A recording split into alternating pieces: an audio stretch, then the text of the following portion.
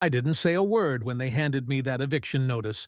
I just slid the 1923 water rights deed across the table and watched 35 McMansions turn into lakefront property. The Willowbrook Estates HOA thought they could steal my grandfather's farm while I was deployed in Afghanistan. These pompous bureaucrats built their perfect suburban paradise on stolen land, complete with tennis outfit Karens patrolling in golf carts. What they didn't know. I'm an Army Corps engineer. That little earth dam on my property had been waiting 45 years for someone stupid enough to build downstream. The audacity was truly something to behold, until the spillway gates opened and their luxury development got its first taste of natural flooding. This was going to be satisfying. Let me introduce you to Jake Morrison. That's me, 34 years old, Army Corps of Engineers, and the third-generation owner of 47 acres of prime Texas land just outside Austin. My grandfather, who we all called Pops, bought this property back in 1955, when Austin was still a sleepy college town, and barbecue joints outnumbered tech companies by about 1,000 to 1. Pops was the kind of man who believed in taking care of the land and the people on it. In 1978, he built a small earth dam on our property. Nothing fancy, just good engineering designed to collect rainwater for the cattle and help downstream neighbors during dry spells. The Army Corps of Engineers even helped him with the design. Pops always said that someday the back 40 acres would be worth something special. But for now, it was just beautiful rolling hills where we ran cattle. And I learned to hunt. Then came my 2 tours in Afghanistan, where I specialized in water management and infrastructure. Building wells and managing water flow in a war zone teaches you a thing or two about how precious clean water is, and how quickly people will fight over it. While I was on my second deployment, Pops passed away. The property went into a trust, managed by my well-meaning but overwhelmed sister, Sarah, who lives in California and knows about as much about Texas land law as I know about surfing. She hired a local property management company, Lone Star Land Services, to handle the taxes and upkeep. The property taxes got paid automatically. But here's the thing. Sarah never actually looked at the tax assessment. Big mistake. Enter our villain. Margaret Maggie Thornwell, 52 White Tourns, 22 years old, president of Willowbrook Estates HOA, and the kind of woman who drives a white BMW X7 and treats tennis outfits like business attire. Maggie's got that particular brand of passive-aggressive sweetness. Southern women perfect around age 45. The kind where they'll smile while stabbing you in the back and somehow make it sound like they're doing you a favor. Maggie's married to City Councilman Rick Thornwell, which should tell you everything you need to know about how she gets things done. She's got a reputation for neighborhood beautification initiatives, which is fancy talk for forcing out anyone who doesn't fit her vision of suburban perfection. The smell of her expensive perfume can't quite mask the stench of cigarette smoke and entitlement that follows her around like a cloud. I came home from deployment in August 2023. Ready to spend some real time on Pops's land, I drove down that familiar gravel road, past the old oak tree where I'd carved my initials as a kid, expecting to see the same rolling pastures and that little earth dam sparkling in the Texas sun. Instead, I found construction crews, concrete trucks, and survey stakes scattered across my back 40 like some kind of suburban invasion. The crunch of gravel under my boots felt different somehow. Angrier. I could taste the dust and my own rising fury as I marched up to the construction foreman. "Sorry, buddy," he said, not looking sorry at all. "We got permits and everything. This is Willowbrook Estates property now," I called the police. Officer Martinez showed up and explained, with obvious discomfort, that the HOA had filed an adverse possession claim while I was overseas. Apparently, when nobody's actively using land for a certain period, and if you can prove you've been improving it, you can sometimes claim ownership. It's an old law designed to prevent land from sitting empty forever, but it's become a favorite tool of developers and HOAs looking to expand their empire. That's when Maggie appeared, riding up in her little golf cart like some kind of suburban warlord. Her voice had that syrupy sweetness that immediately made me want to check my wallet. "Your family abandoned this land, honey," she said, smiling like she was doing me a favor. "We're just putting it to good use for the community." But here's what really got my blood boiling. I discovered that her construction crews had diverted the small creek that feeds Pops's dam. The water level was dropping every single day. And with it, 45 years of careful water management that had helped our neighbors through droughts, floods, and everything in between. As I stood there watching the water level drop, Maggie's parting shot echoed in my ears. "You should have stayed closer to home, soldier boy." That's when I knew this wasn't just about land. It was war. I hired the first attorney I could find. Big mistake. This guy quoted me $85,000 just to challenge the zoning change. 17th. Turns out, while I was serving my country, Maggie's husband, Rick, had pushed through an emergency zoning modification. My family's land went from agricultural preservation to residential development zone faster than you can say conflict of interest. But here's where my Army Corps training came in handy. While that overpriced lawyer was shuffling papers and billing hours, I was digging through county records like I was hunting for IEDs. And just like in Afghanistan, the devil was in the details.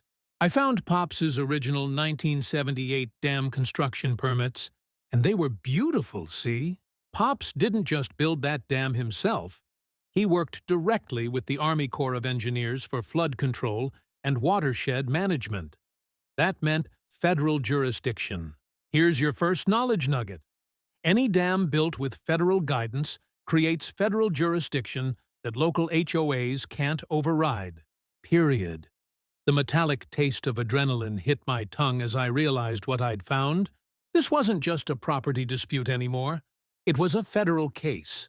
But wait, it gets better. While I was photocopying permits at the courthouse, I stumbled across a 1923 water rights deed buried in the old records. My great-grandfather had purchased senior water rights to the entire Willow Creek watershed. These rights were older than the city, older than the county's municipal water system, older than every single one of those McMansions sitting on my land. They weren't just stealing my property. They were stealing my water. Meanwhile, Maggie was busy playing the victim. She organized an emergency HOA meeting about the dangerous dam structure, complete with a local news crew she'd obviously tipped off in advance. I watched her on the evening news, standing in front of her perfectly manicured lawn, talking about children's safety and neighborhood security. "We're just concerned about our children's safety," she said, dabbing at her eyes with a tissue. "That dam looks ready to burst, and we have families living right downstream." The funny thing about local news is they love a good story, but they're not always great with follow-up research. If they'd bothered to check, they would have found that my dam had passed its most recent safety inspection with flying colors. But Maggie wasn't done. She posted on the Nextdoor app, that digital neighborhood watch where HOA presidents go to flex their petty authority. Her post warned about aggressive property disputes and unstable individuals in the area. She never mentioned my name, but she didn't have to. In a community that small, everyone knew exactly who she was talking about. The smell of diesel exhaust mixed with cedar pollen hung heavy in the August air as I stood on my front porch each evening, watching their construction crews work double shifts. They were racing to finish those houses before I could get any kind of legal injunction. Every night, I counted new foundation pours. Every night, the water level in Pops's dam dropped another inch. That's when I called my old Army buddy, Tony Riggs, who now works for the EPA Enforcement Division. 20 minutes on the phone with Tony taught me more about environmental law than 3 hours with that expensive attorney. "Jake," Tony said, "if they're diverting a natural waterway without federal permits, that's a Clean Water Act violation.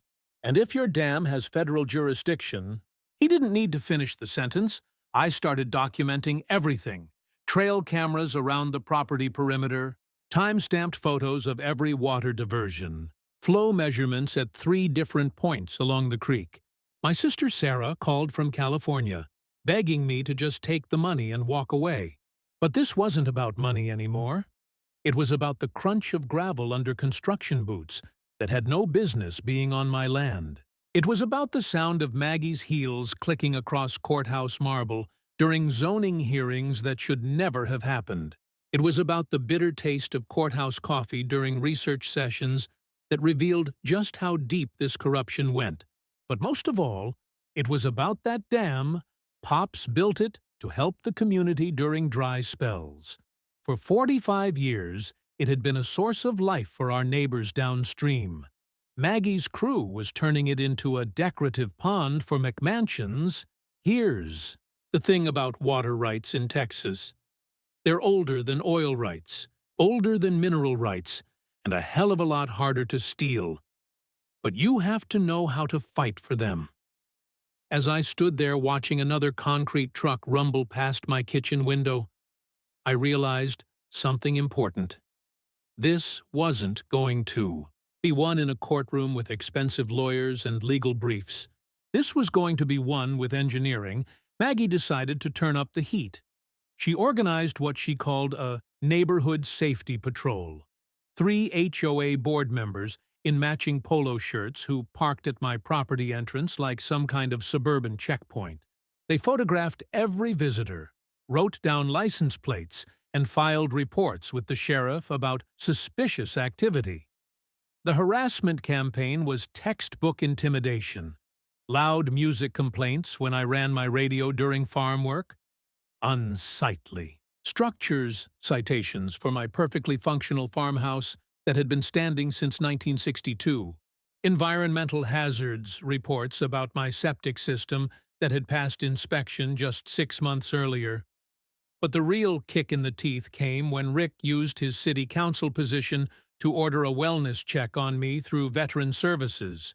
Apparently, I was a troubled veteran who might be struggling with readjustment issues. The social worker who showed up was apologetic but thorough. She had to check boxes on her clipboard while Maggie watched from her golf cart like she was supervising a military inspection. That's when the coordinated bureaucratic assault began.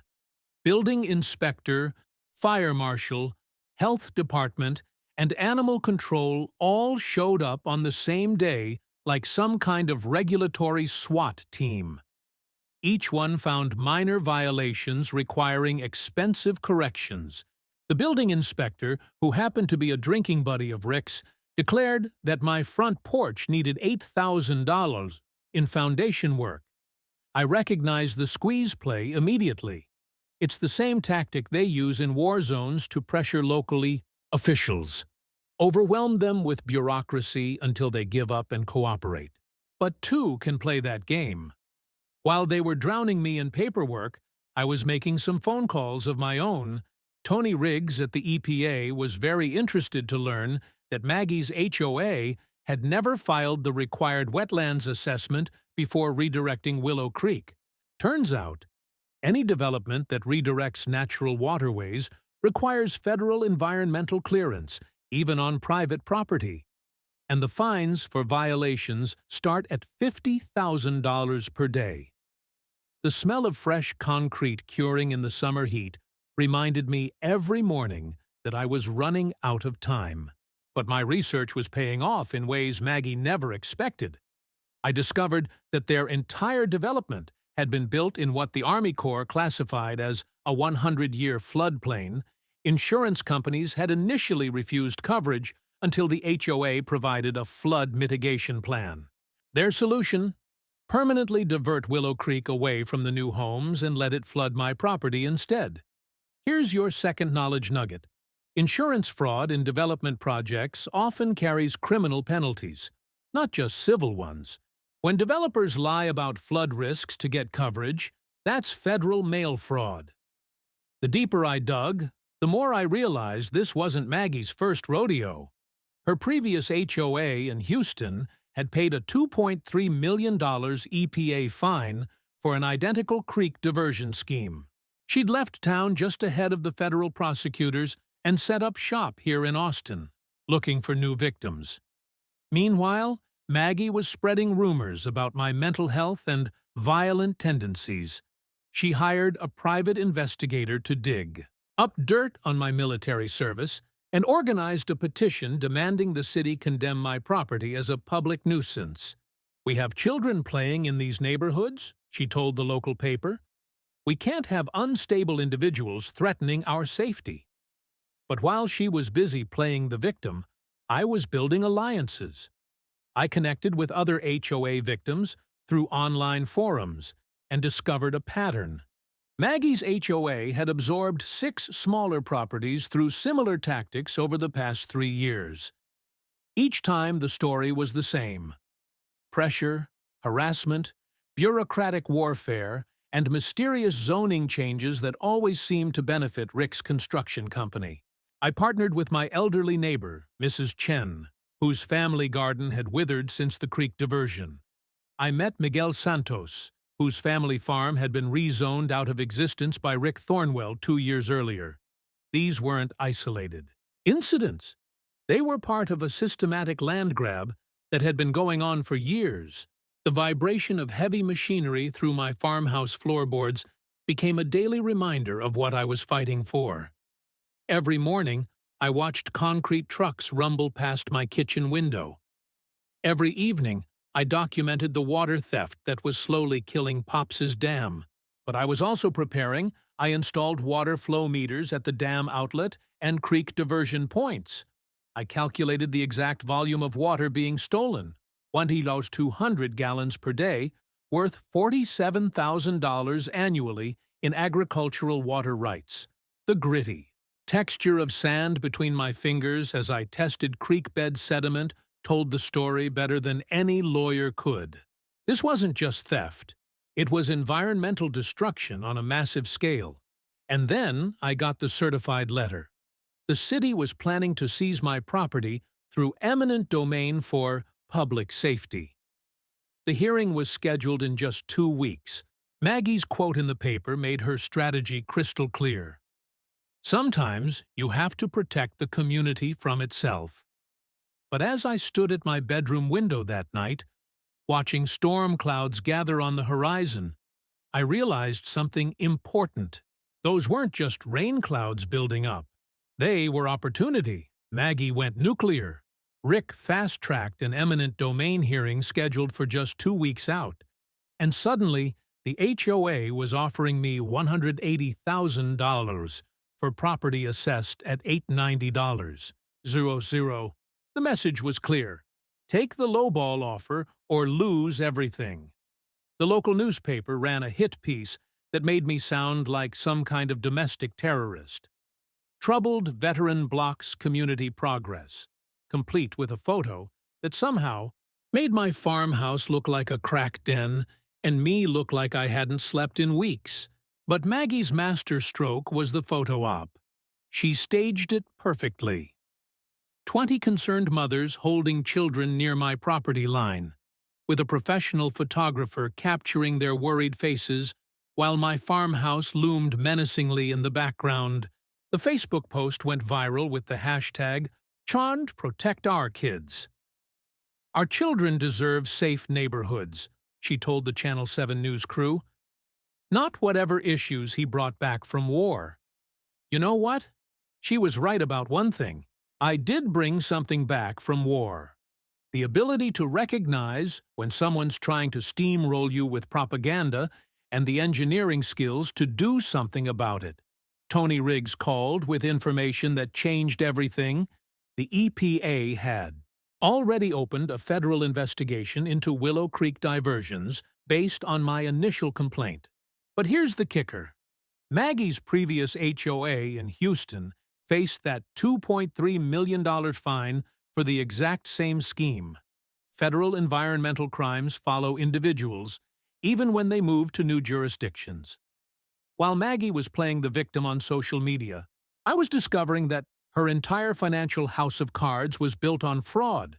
The HOA's construction loans were tied to inflated property values, and the banks had required guaranteed water access for loan approval. If those water rights reverted back to me, their rightful owner, the entire development would become financially underwater. The taste of bitter irony wasn't lost on me. They'd stolen my water to make their land valuable, and now their own greed was going to drown them. Maggie's panic was starting to show.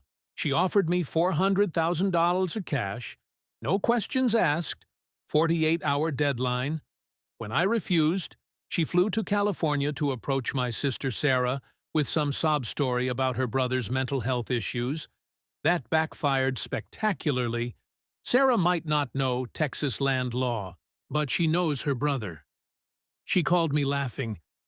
"Jake, some crazy woman in tennis clothes just offered to help with my troubled veteran brother."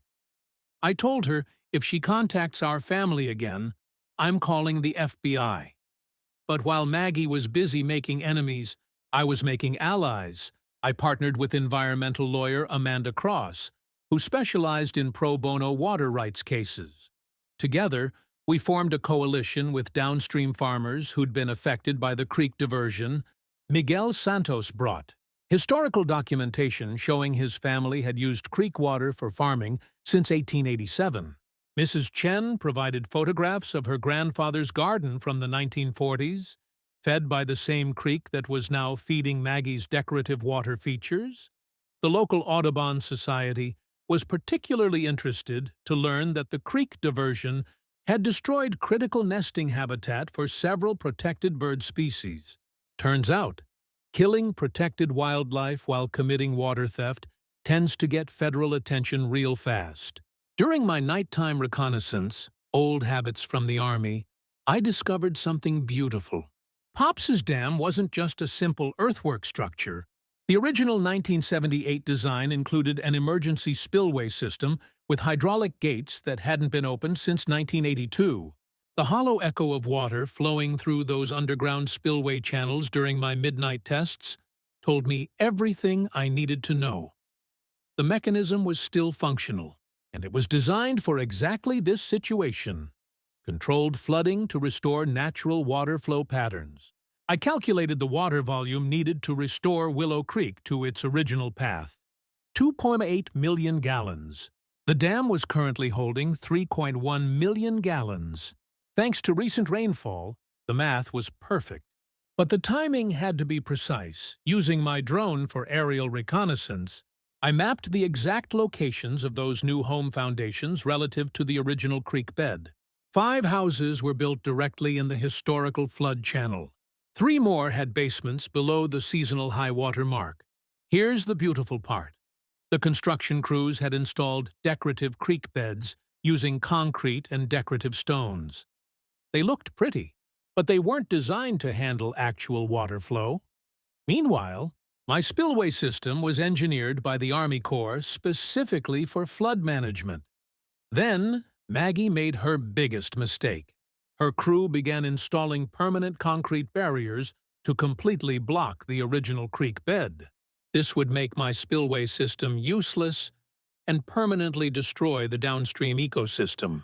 But it also gave me the perfect justification for what I was about to do. The Weather Service was predicting heavy September rains, perfect seasonal cover for emergency dam maintenance. While digging through dusty courthouse records for the 3rd time that week, I found a misfiled document that changed everything. Buried behind a stack of 1979 tax assessments was the original agricultural flood management covenant from Pop's Dam construction. The language was beautiful in its simplicity. Dam operators shall maintain natural seasonal flow patterns to preserve downstream agricultural water rights in perpetuity. This wasn't just permission to manage flooding, it was a legal obligation that superseded any HOA agreements or city ordinances. But Amanda Cross's investigation uncovered something even more damaging. The HOA's insurance applications contained flat-out lies. They'd claimed no seasonal flooding risk and permanent creek diversion approved by all agencies to secure $47 million in coverage. Here's your 3rd knowledge nugget. Insurance fraud in development projects often carries criminal penalties, not just civil ones. When you lie to insurance companies about environmental risks, That's federal mail fraud with mandatory prison time. The deeper we dug, the more the whole scheme unraveled. Rick Thornwell's construction company wasn't just the contractor for the HOA development, he was the primary investor. Every house built on my stolen land put money directly in his pocket. And here's the kicker. He'd never recused himself from a single city council vote that benefited his project. Tony Riggs shared EPA findings that made my blood boil. The creek diversion had killed the entire population of Guadalupe bass, a protected species that had thrived in Willow Creek for generations. Texas Parks and Wildlife had documented the fish kill, but somehow the report got lost in Rick's office before it could trigger federal prosecution. They weren't just stealing land and water. They were destroying an entire ecosystem. But the real smoking gun came from Amanda's banking contacts. The construction loans were secured by fraudulent environmental assessments that claimed the creek diversion was a temporary construction measure. Banks were told the water would be returned to its natural flow once construction was complete. If those water rights reverted to me, the entire development would violate federal lending regulations. The banks could demand immediate full repayment of $12 million in construction loans. I found Pops's handwritten journals in the farmhouse attic. His 1980 entry broke my heart. Opened spillway today. Helped the Santos farm and 3 others get through dry spell. That's what neighbors do. The dam was never about our family's profit. It was about community service, helping downstream neighbors survive droughts and managing floods to protect everyone in the watershed. Reading those journals, I realized what Maggie had really stolen. It wasn't just land or water. It was 45 years of community cooperation that my grandfather had built, one neighbor at a time. My engineering analysis confirmed what I'd suspected. Maggie's creek diversion was creating an upstream flooding hazard. During heavy rains, the redirected water would back up into residential areas. The original creek bed had provided natural flood control for the entire watershed, and my spillway system was the only way to safely manage seasonal flooding. The timeline pressure was crushing. September rains were predicted to be the heaviest in 7 years. If I waited for the legal system to grind through appeals and federal investigations, natural flooding would happen anyway, potentially causing real property damage. But if I acted now, I could control the timing and intensity. A controlled spillway release would demonstrate natural flood patterns without endangering anyone while proving that the HOA development violated multiple federal laws. Standing at those spillway controls at sunset, holding Pop's journal, the moral clarity hit me like a lightning bolt. This wasn't about revenge anymore. It was about restoring the natural order that had sustained this community for generations. Maggie had systematically destroyed the local farming community. Miguel Santos lost his family's century-old farm, Mrs. Chen's ancestral garden withered without creek water. 3 other families were forced to sell generational properties to Rick's eminent domain schemes. But the federal environmental investigators were scheduled to visit next month. Perfect timing.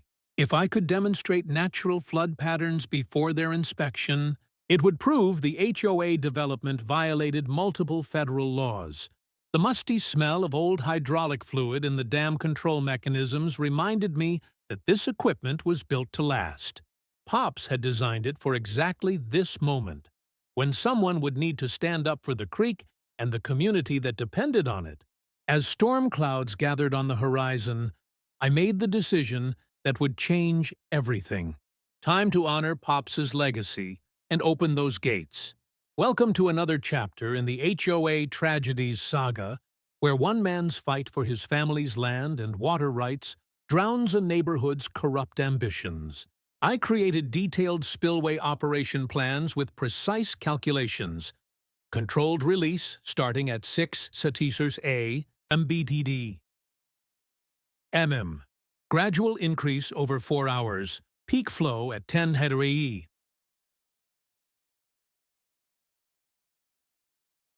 8-year The water volume was calculated to demonstrate natural flooding patterns without causing structural damage to anything except Maggie's illegal concrete barriers. Safety was paramount. I posted warning signs 24 hours in advance and personally notified the volunteer fire department. This wasn't some reckless flood. It was a carefully controlled demonstration of how water naturally wanted to flow. Amanda contacted environmental reporters from the Austin American-Statesman and local TV stations. Miguel arranged for community members to witness the agricultural water restoration. The strategy was simple. Control the narrative before Maggie could spin it as dangerous veteran terrorizes neighborhood. Our intelligence network was straight out of a spy novel. Mrs. Chen monitored HOA activity through the neighborhood gossip network. Never underestimate little old ladies with time on their hands. The local diner waitress, Miguel's cousin, reported on city council closed-door meetings. My army buddy at Fort Hood provided surveillance drone support for legal documentation.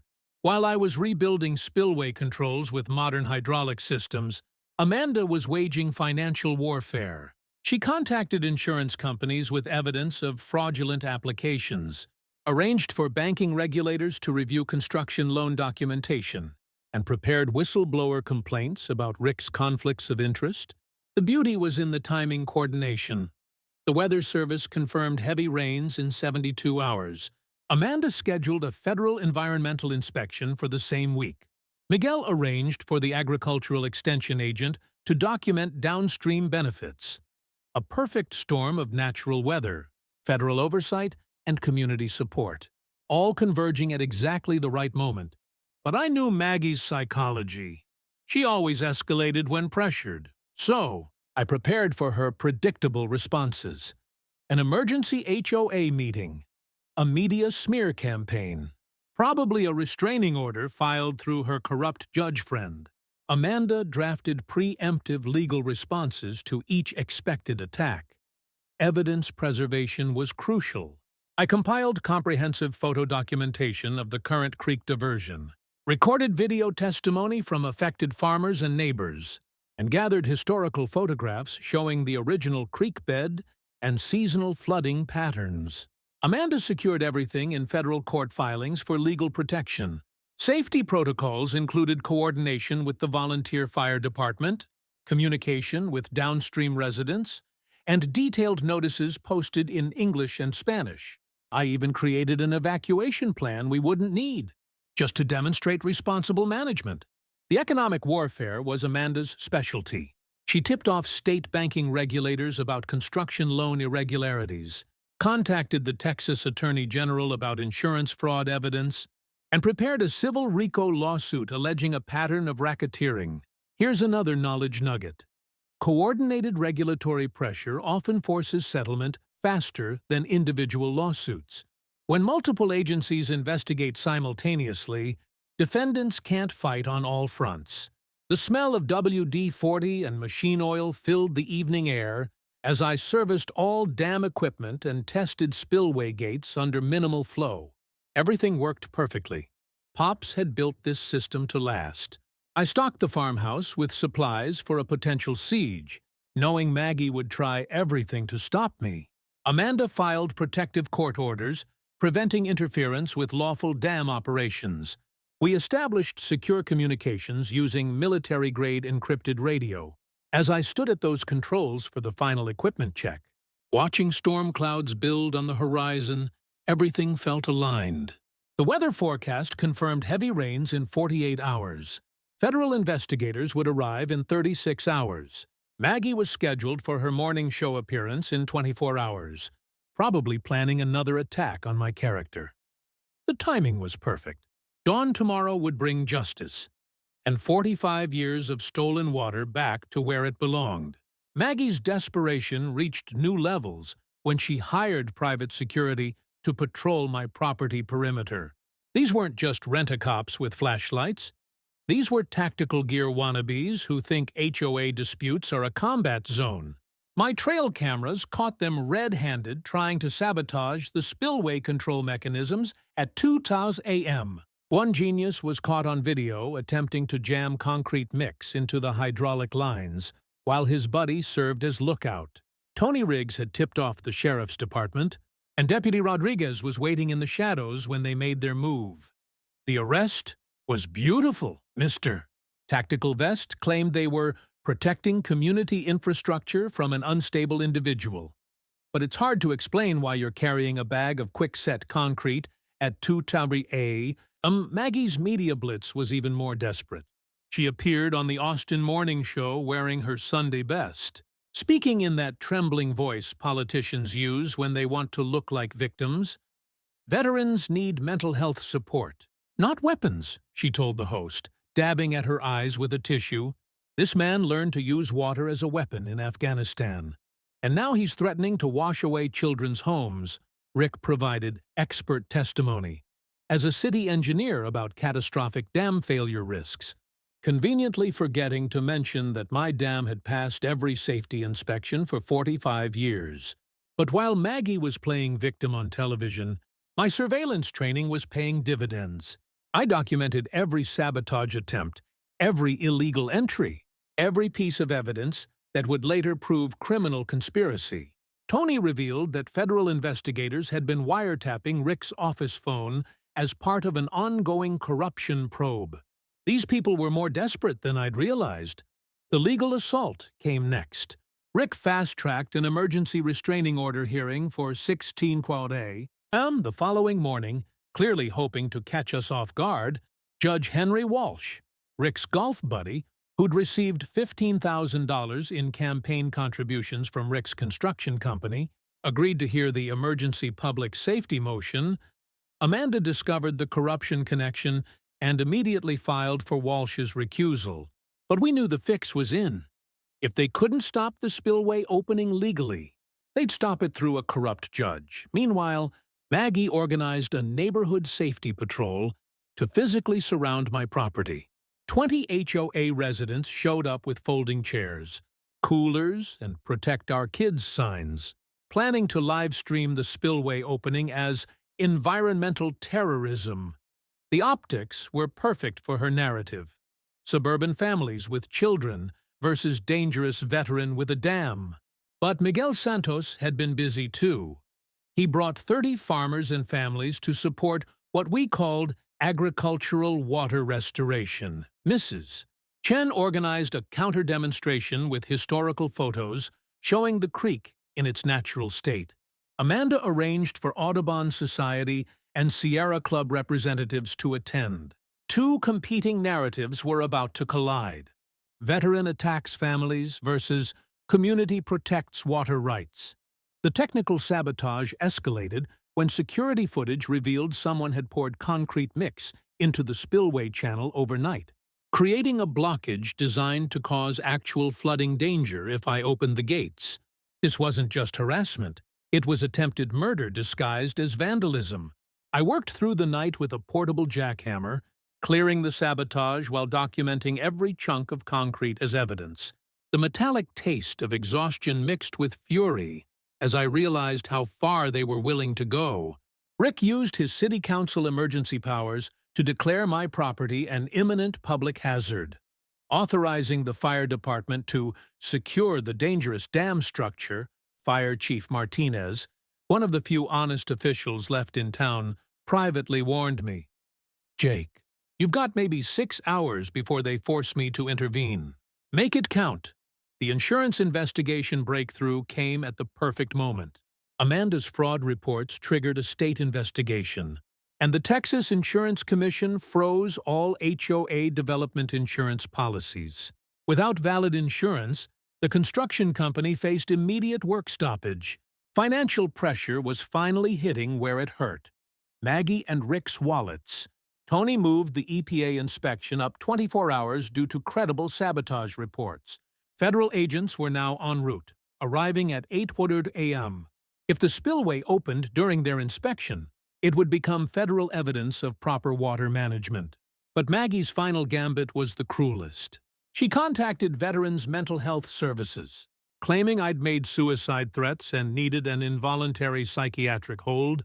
The VA social worker arrived at my farmhouse at 5:30 a.m. Just as I was preparing for the spillway operation, I had to convince her I was mentally competent while simultaneously preparing to flood a subdivision. Not exactly a normal Tuesday morning conversation, Sarah called from California, her voice breaking. "I can't lose my brother, too. Please, Jake.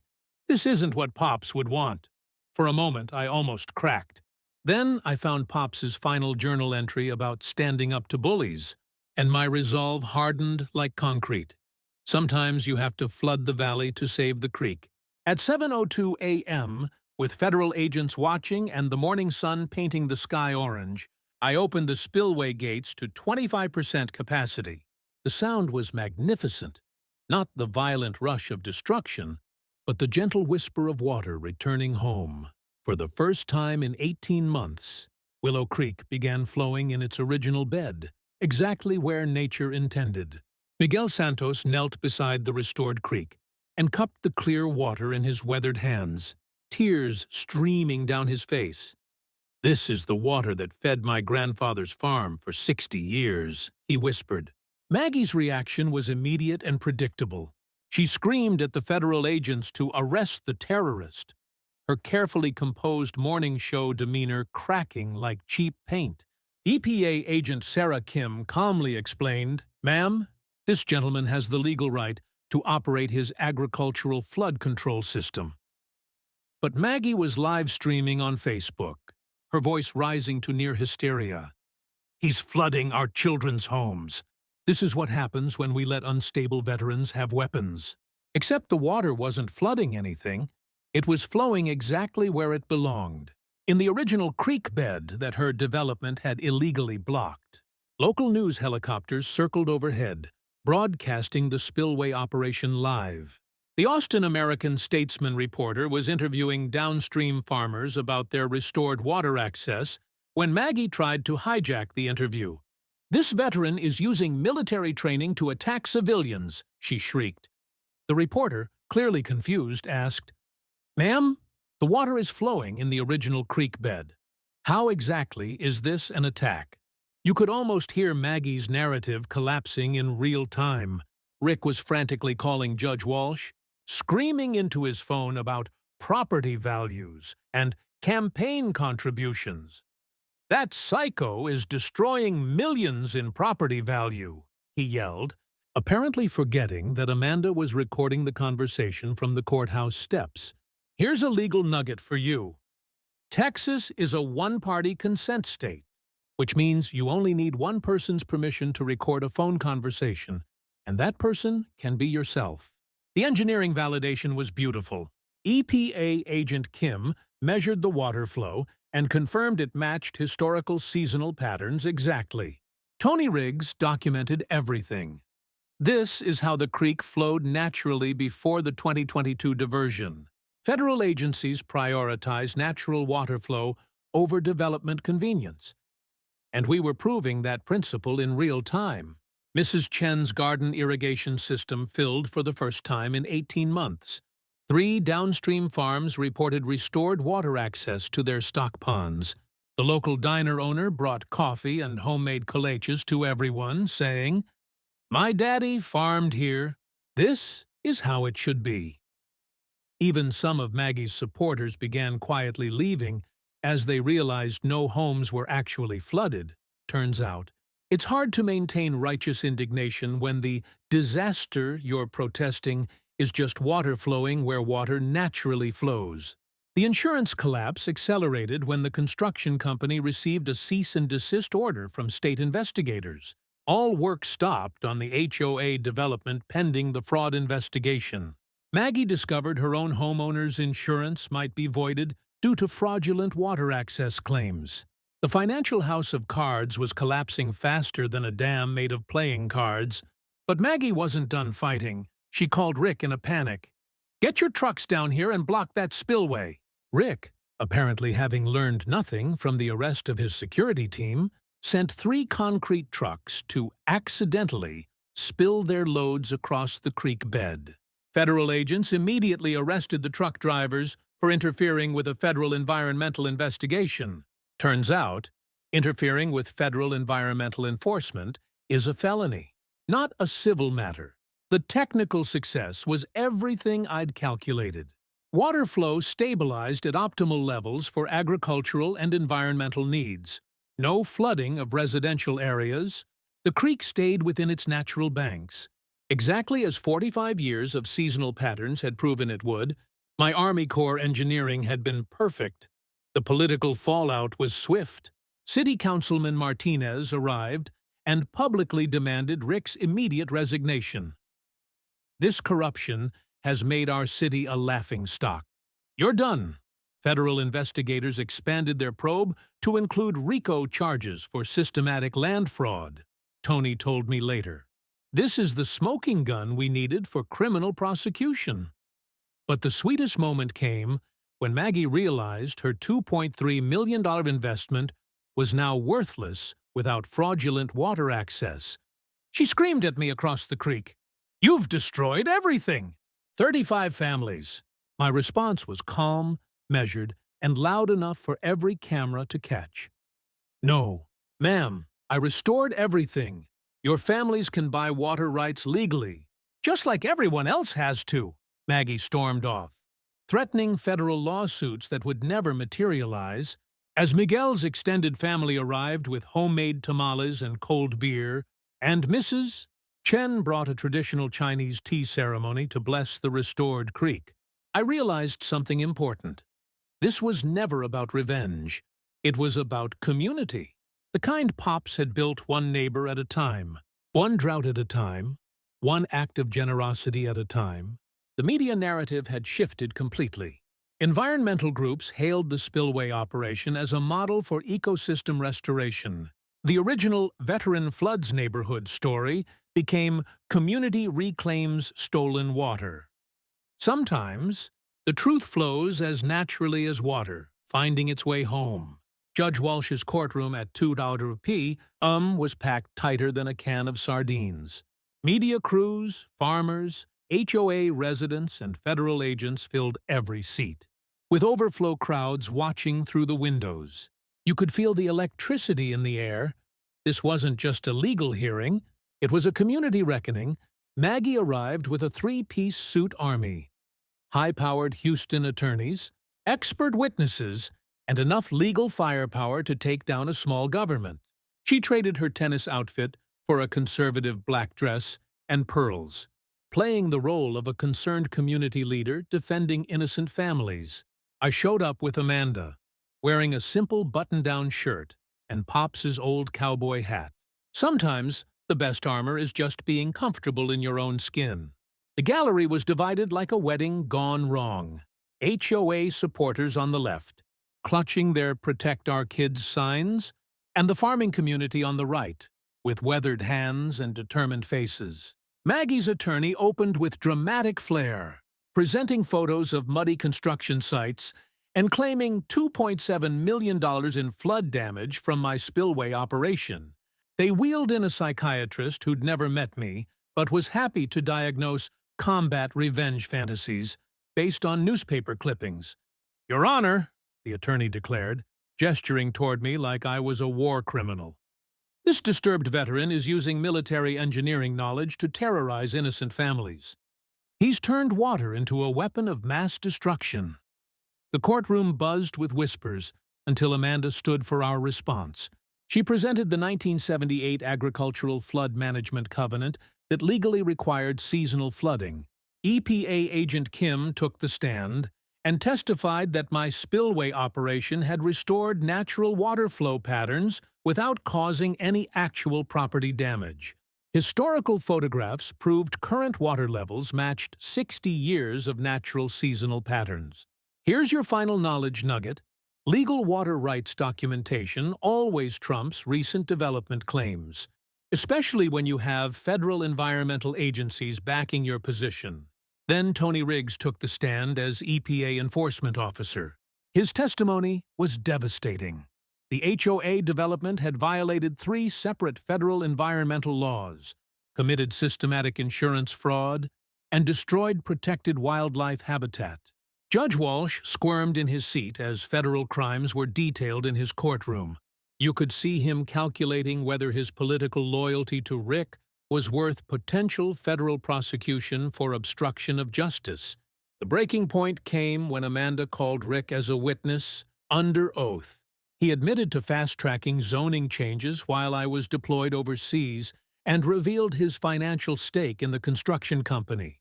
When Amanda played the recorded phone conversation about destroying property values, Rick exploded. "This is a federal setup. We did nothing wrong."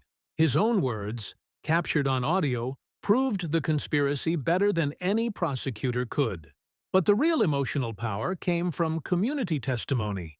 Miguel Santos described 3 generations of farming destroyed by the creek diversion, his voice breaking as he talked about his grandfather's dreams dying with the stolen water. Mrs. Chen showed photographs of her family garden, lush and green before the diversion, brown and withered after. Her quiet dignity spoke louder than any legal argument. Fire Chief Martinez testified that the spillway operation was professionally executed with 0 safety violations. Downstream property owners confirmed their agricultural water access had been fully restored. Then Maggie took the stand for what became her final performance. "He came back from war damaged, Your Honor," she said, pointing at me with trembling fingers. "He's taking revenge on innocent families, using psychological warfare against children." She claimed I'd threatened her safety and described the spillway operation as environmental terrorism, designed to destroy property values and traumatize residents. When Amanda called me to testify, the courtroom went silent. I presented Pops's journals documenting 40 years of community water sharing, explained my Army Corps engineering calculations, and spoke directly to Judge Walsh.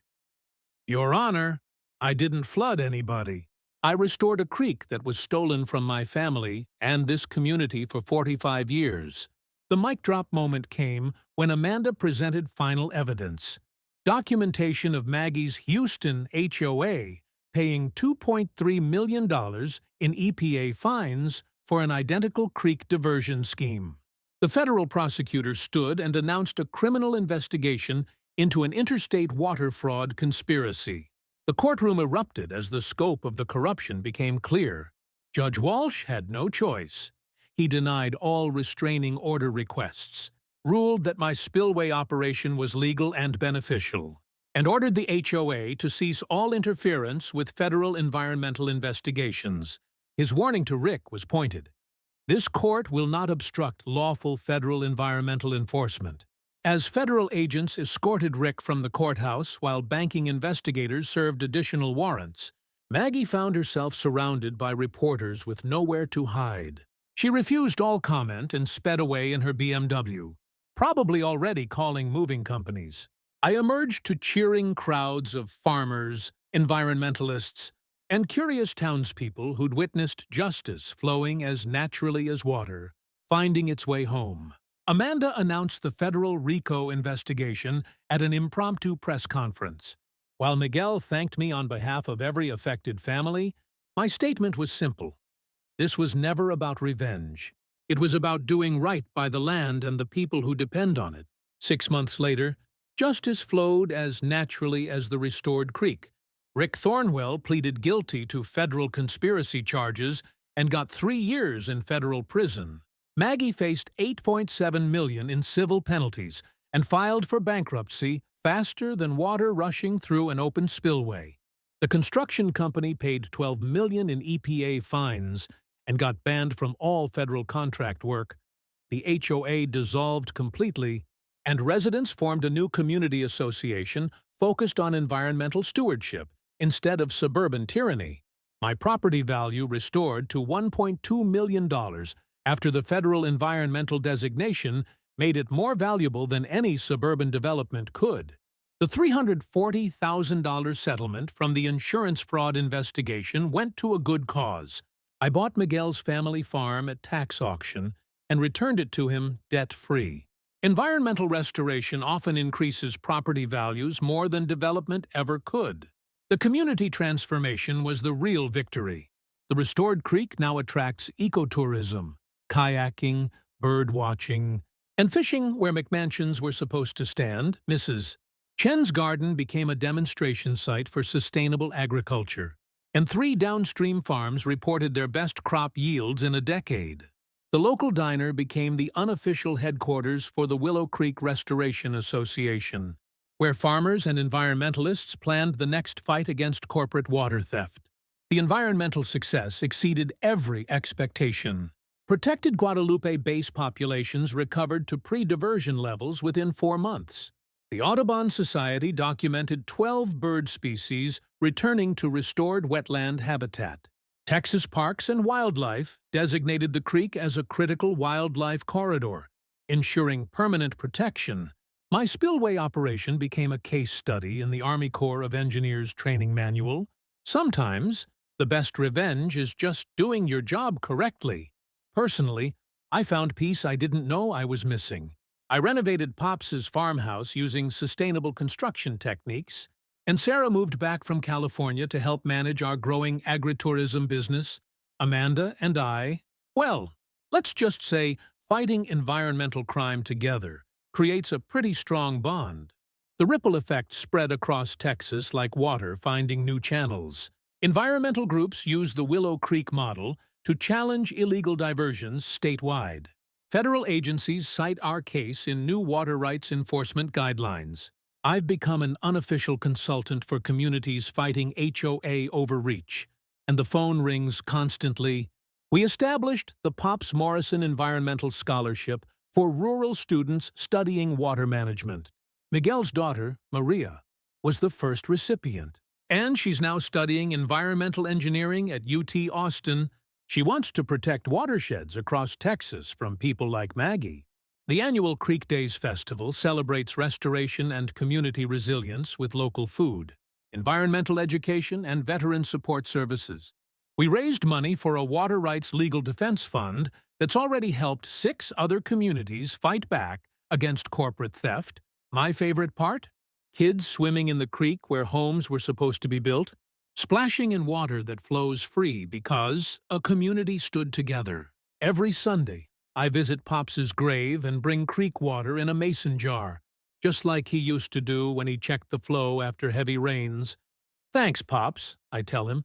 "The creek's singing again." "Just like you said it would." The Legacy Project ensures this victory lasts forever. The Willow Creek Conservation Trust now owns development rights to the entire watershed, creating a permanent buffer zone that prevents future commercial development. No one will ever steal this water again. But here's the beautiful twist. Maggie's Houston HOA faced federal RICO prosecution based on our case. 147 families across 3 states filed similar water rights restoration lawsuits. What started as one veteran's fight became a movement for environmental justice nationwide. From my porch each evening, watching that creek flow exactly where it belongs, I'm reminded that some fights are worth everything you've got. Sometimes you have to flood the valley to save the creek. But you don't do it alone. You do it with your community, your neighbors, and people who believe clean water belongs to everyone. Not just whoever has the best lawyers and the most corrupt city council connections. If you're fighting HOA overreach, environmental destruction, or bureaucratic bullying, don't give up. Document everything. Find allies, and remember, the law is on your side when you're protecting the land for future generations. Share your own HOA nightmare story. I read every single one and respond when I can, because these fights are easier when we support each other. Welcome to the conclusion of this chapter in the HOA Tragedies saga, where one man's fight for his family's water rights washed away a corrupt empire and restored a community's heart.